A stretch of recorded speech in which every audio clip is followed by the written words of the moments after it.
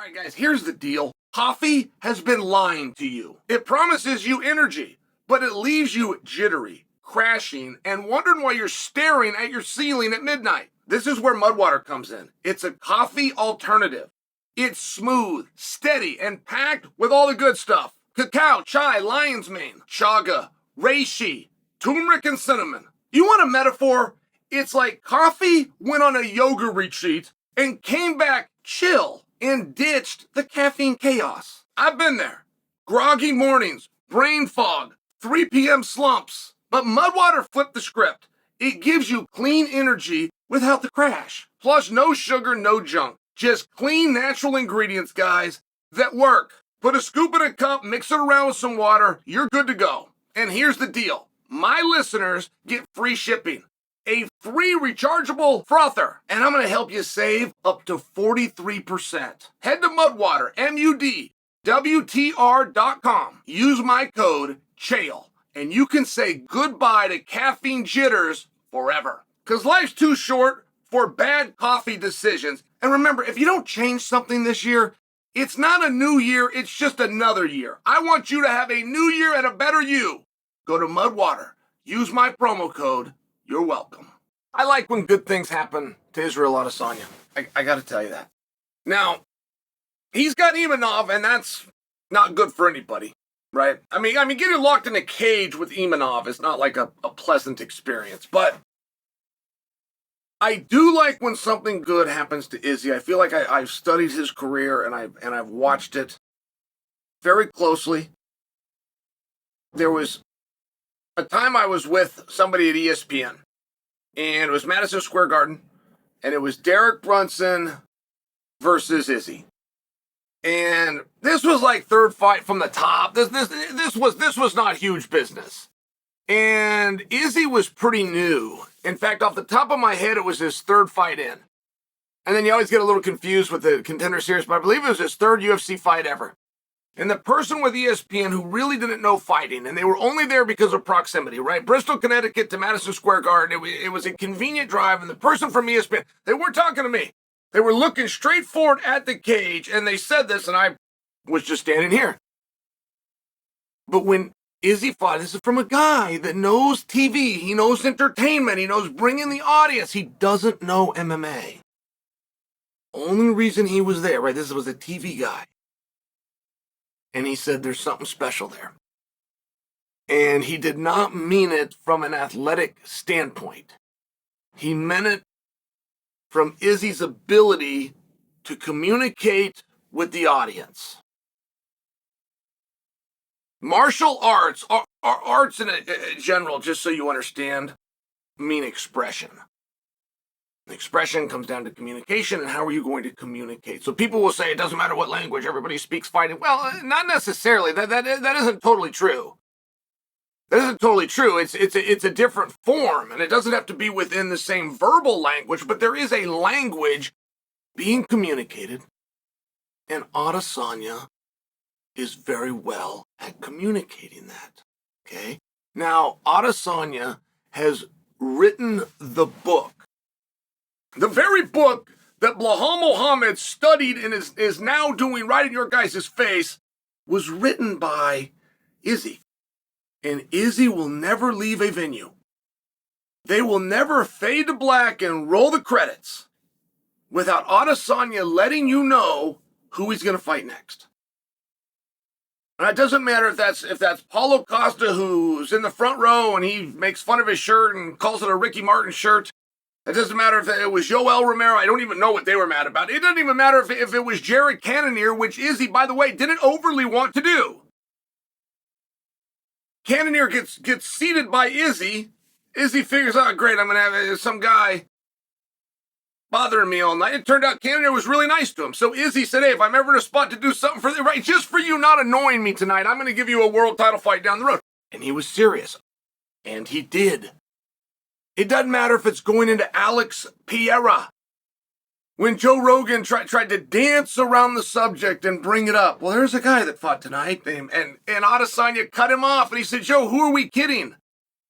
My next fight is going to be against Pereira. which, by the way, at that point in time, Izzy probably could have avoided. Probably. He had to do some dancing. Pierre was on a pretty good roll. That very night, Pierre had just knocked out Sean Strickland, but there could be some movements. And Adesanya could have put it off. And the reason I'm bringing that to you is one thing that's in common is there was something personal about every fight. In fact, I would argue for you the biggest thing that caused Izzy problems against Sean Strickland is the fact that Izzy didn't have heat with Sean Strickland. He wanted it. But Izzy took all of his energy and he put it in the Dricus Duplessis basket. So when Dricus gets pulled and Sean gets stuck in, that just wasn't the plan. And that really never became more evident, more obvious than when that fight was over and Dana offered him a rematch. Hey, Izzy, would you like to fight Sean Strickland? And he was like, I really don't. No. He never went as far as I'm going, but he never wanted to fight him in the very first place, let alone to fight him again. But it cost him. It cost him within his approach. It cost him within his training. It cost him within his performance. He didn't have that little bit of edge that comes either from an anger or a fear. He didn't have those things. And I'm just suggesting for you, when he goes on Romanov, he doesn't have those things. Izzy let us know he's fighting Romanov, but it was like 2 months after he got fighting Dricus. It was on the internet, whether it was Izzy's YouTube page or Izzy's Twitter account. It was still Izzy. I remember where I was, I'm driving my truck down the road, I get a call, I take it on the hands-free device, and somebody's telling me, Izzy's going to fight Romanov. And I remember thinking, we'll see, that doesn't sound right. And then they tell me he's going over to the worldwide leader, he's going to fight in front of all of these people, it's not even going to be on pay-per-view. I'm going, this just doesn't sound right.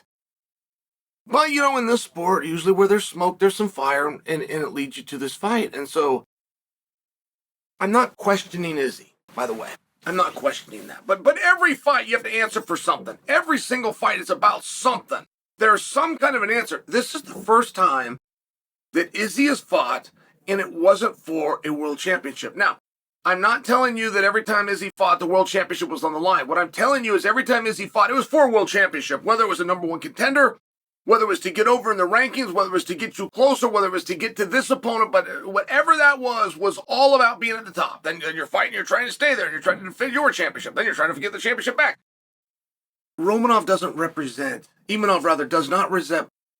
any of those things. Who's next? Well, we got Sean Strickland's going to take on Dricus. And who comes of that? Well, we think that we have the contender. And that's where Chimaev comes in. And how far do you want to move Robert Whittaker? But you probably couldn't move Whittaker in front of Izzy. You just start getting in one of these spots where you're going, hey, what are we fighting for? Now, that doesn't matter in 7 and 8 and 10-minute fights. That doesn't matter in 11 and 12-minute fights. That's a physicality thing. That's where Izzy and the speed and the technique and the experience, that's where those things can take hold. But they're not fighting in a 7 and 8 and 10, 11-minute fight. They're fighting in a 25-minute fight. So while the physicality is going to play a hand for the first 3 rounds or less, you are going to be faced with how bad do I want this? And it doesn't matter what kind of a competitor you are. It doesn't matter how many times you have competed. This is the one sport that experience doesn't help. If you go get some kids, you don't know anything about them, but this kid's in his first year of soccer, and this kid's in his 5th year of soccer, you're going to be pretty confident that the guy in his 5th year is going to do a little bit better in the game. It doesn't work that way in MMA. Experience does not help you. You will leave a little bit of yourself out there each time. Your toughness factor, however much grit you had, it does not go up over time. It starts to go down. And Izzy will be asked that at some point in this fight. He's going to ask himself, do I want this? How bad do I want it? And you can't manufacture an answer. You can't manufacture an answer like, I need it. I need the money, I need the push, I need the recognition. whatever your strongest motivator may be, whatever you perceive that Izzy's strongest motivator in the past has been, none of them are here this time. He does not need the money. It is not for a championship. He's not trying to climb the ranks. This is about something else. And again, I don't question Izzy. But what I'm sharing for you is if you want to enjoy this fight, you want to enjoy this contest, you need to understand that he is being questioned. He is being challenged. And I think one of the most dynamic parts about this fight, and I hope the media gets to him, is Izzy, why are you here?